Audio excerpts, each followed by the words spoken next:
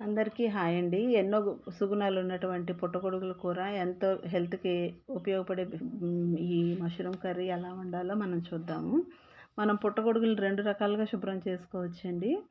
ముందుగా ఒక విధానం ఏంటంటే, ఈ పుట్టగొడుగులు ఇలా తీసుకొని పైన ఒక లేయర్‌లాగా ఫార్మ్ అయ్యి ఉంటుంది గదా! దాన్ని గోటితో గాని, చాకుతో గాని తీసినట్టయితే పొరలుగా వస్తుందండి. ఆ పొరను తీసేసి మధ్యకి కట్ చేయటమేనండి. రెండో విధానం ఏంటంటే, బియ్యపిండి తీసుకొని, బియ్యపిండి అనే కాదండి, ఏదైనా పిండి. నాకైతే బియ్యపిండి ఉంది కాబట్టి అది తీసుకున్నానండి. మైదా పిండి గాని, గోధుమ పిండి గాని, ఏ పిండైనా పర్లేదండి. ఏ పిండితోనైనా గాని, అంటే వాటర్ లేకుండా పొడి పిండి జల్లుకొని ఇలాగా రబ్ చేసినట్టయితే దానిలో ఉన్న మురికి, మట్టి, బంక లాంటిది ఉంటది గదా! దాని మీద అదంతా పోతుందండి. ఆ తర్వాత వాటర్‌తో క్లీన్ చేసుకోవటమేనండి. అలా క్లీన్ చేసుకుంటే ఇంకా అది దానిలో ఉన్న మురికంతా పోతుందండి. అది కడిగిన తర్వాత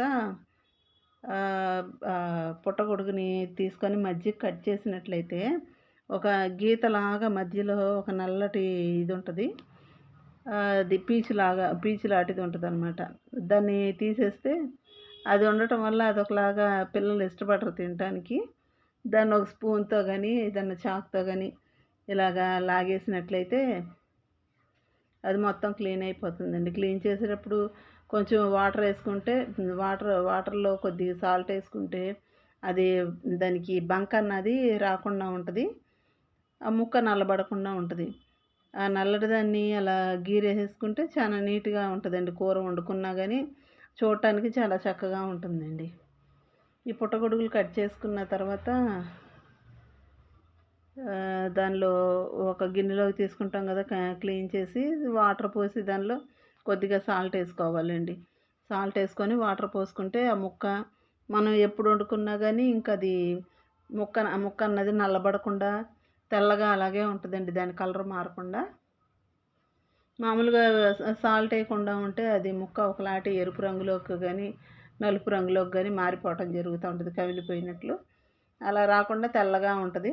ఇప్పుడు కూర ఎలా వండుకోవాలో చూద్దాము.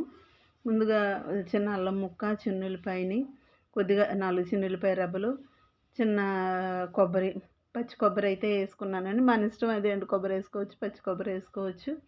ఒక టమాటాని కట్ చేశాను. కరివేపాకు, కొత్తిమీర వేసి మిక్సీ పట్టుకున్నానండి. కొంతమంది ఇష్టం ఉంటే పెరుగు ఇప్పుడే ఏసుకుంటారు.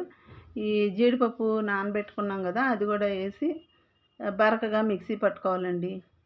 అంటే మరీ మెత్తగా అయితే అదొకలాగా జిగురుగా ఉంటది గదా! జీడిపప్పు. అందుకని జీడిపప్పు మెత్తగా అవ్వకుండా పట్టుకోవాలి. స్టవ్ వెలిగించి ఆయిల్ ఏసుకొని దానిలో కొద్దిగా 2 లవంగాలు, చెక్క, జాజి పువ్వు, యాలక్కాయలేసి వేయించాలి. అప్పుడు ఆ ఫ్లేవర్ ఆయిల్‌కి అంటుకుంటుంది గదా!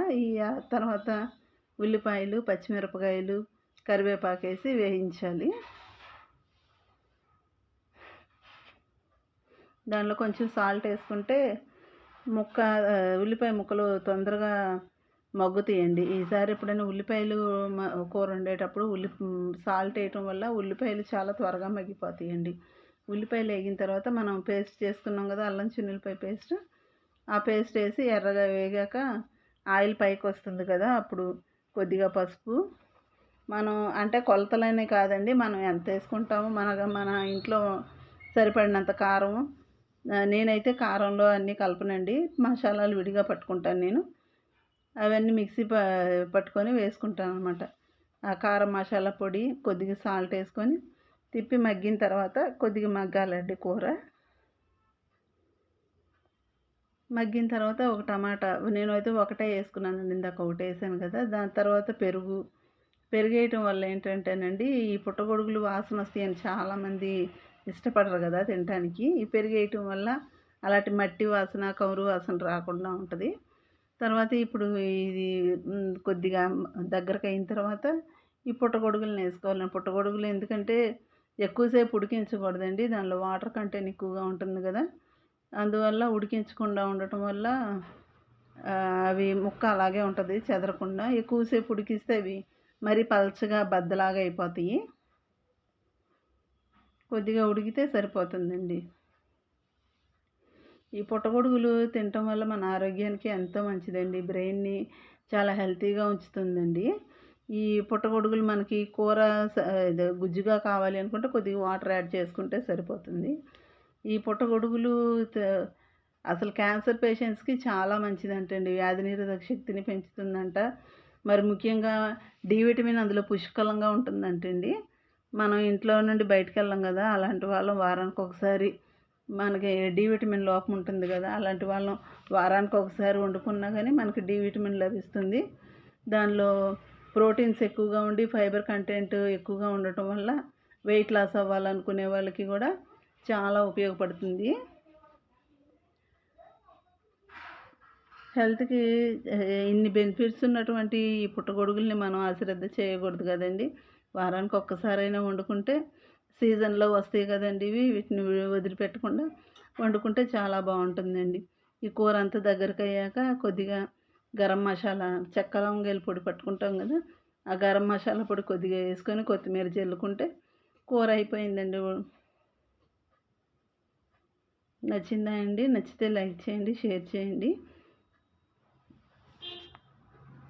కామెంట్ పెట్టండి. Thanks for watching.